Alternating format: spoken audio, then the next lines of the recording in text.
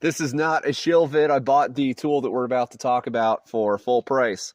All right, so check it out, guys. I was trying to remove the oil pan off of something, and unfortunately, two of the bolts rounded off. As you can tell, not much to grab onto here. So these were stuck still in the oil pan, and I was like, what am I going to do? So I did what any reasonable person would do. I went and watched a Project Farm video, and I bought one of the extractor sets that performed pretty well in his test. It was one of the budget options. And I was like, I don't know what I'm going to do if this doesn't work.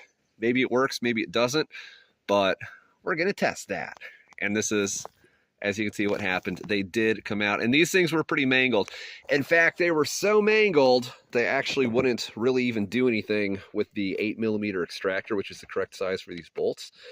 You can see it sits in there a little bit, but it pretty much just pops off when you put any real amount of force on there. So what I actually ended up having to do is I had to use the extractor size that was below that, this 1/4" extractor, and I managed to tap it on there with a brass hammer from below, and sure enough, it bit right in. You can see it's pretty mangled. You can see the teeth marks there. This thing actually did a really good job. And so yeah, or actually, as we would word it, given the circumstances, very impressive. So Lucky Way, whatever, rounded bolt extractor thing, it worked great. It only cost about $20, and I am thrilled with this thing. Random review of the day.